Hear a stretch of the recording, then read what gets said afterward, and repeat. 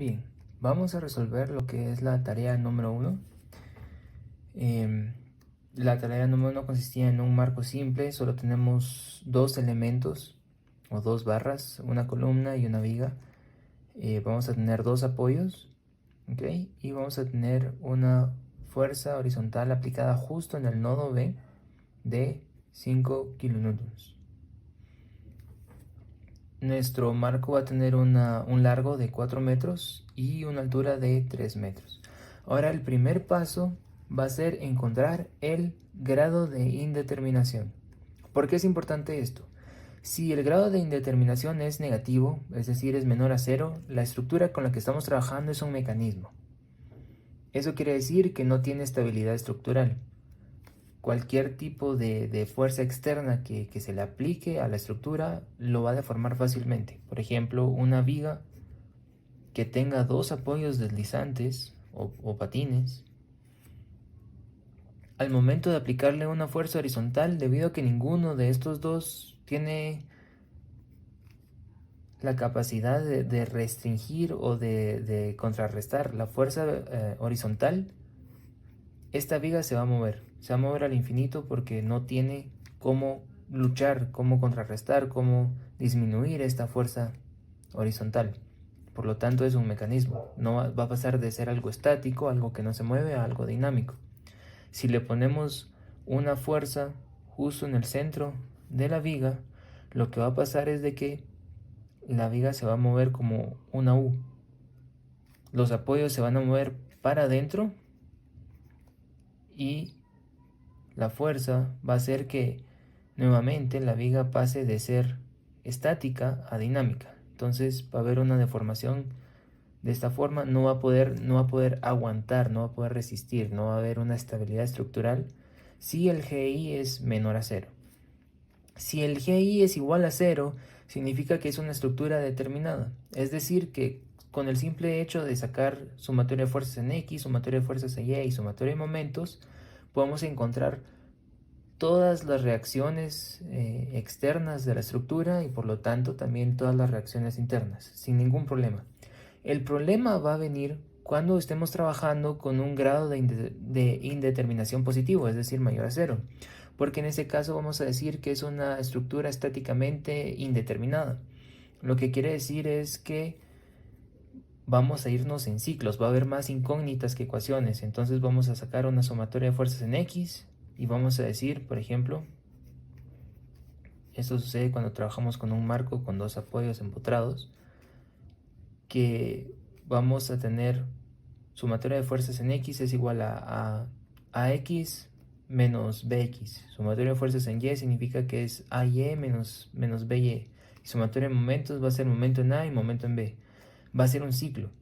Una ecuación nos va a definir dos variables y no vamos a poder definir ninguna de las dos. Vamos a tener que trabajar con la relación trabajo-deformación. ¿Cuánto trabajo produce una deformación? Si el marco se mueve, por ejemplo, de esta forma, y aquí hay una deformación, aquí hay una deformación.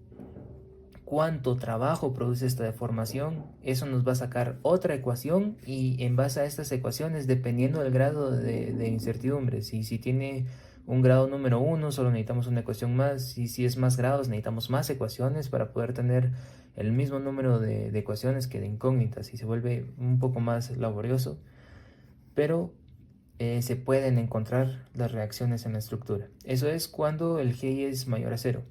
Ahora, en este caso, todas las estructuras que vamos a estar trabajando van a ser determinadas.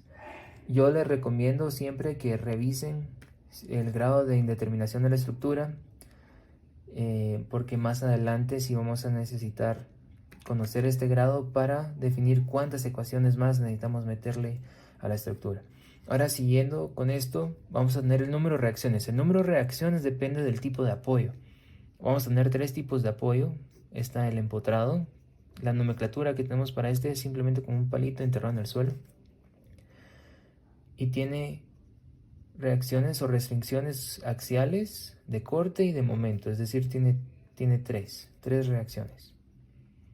También tenemos la articulación, que va a ser un triángulo representado de esta forma. Este solo tiene axial y de corte, es decir, solo tienen dos reacciones.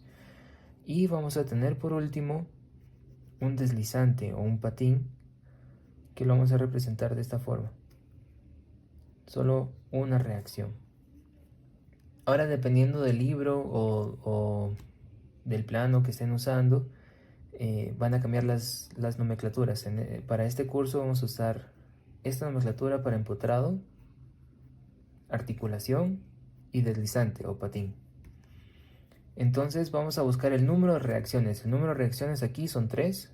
Una aquí vamos a tener solo CY, solo va a haber una reacción. Aquí vamos a tener AY y AX. Entonces, número de reacciones tenemos igual a 3.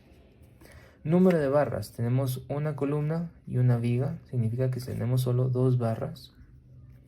Número de uniones, tenemos el nodo A, el nodo B y el nodo C, igual a 3. Esta nomenclatura es la que uso yo. Si ustedes quieren usar otra nomenclatura, está bien. El INGE, por ejemplo, usa n sub n para número de nodos, pero ustedes pueden usar la que ustedes quieran. Para marcos, esta de aquí, esta ecuación de aquí va a ser para marcos. Aparte, más adelante vamos a ver armaduras que tienen, por ejemplo, una forma así, ¿de acuerdo? Para armaduras, estas dos ecuaciones van a cambiar, ¿ok? Estas dos son solo para marcos.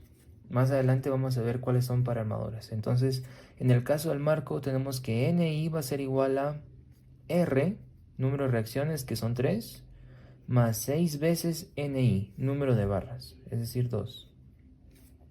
Aquí son 15.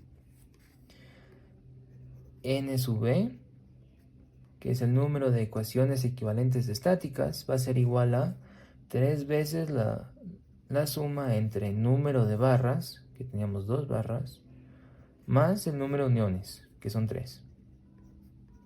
Por lo tanto, aquí también son 15. Entonces el GI va a ser igual a número de incógnitas menos número de ecuaciones, en este caso es 15 menos 15, que es 0. Es decir, esta es una estructura determinada. Por lo tanto, ahora solo falta hacer la sumatoria de fuerzas y la sumatoria de momentos para encontrar las reacciones.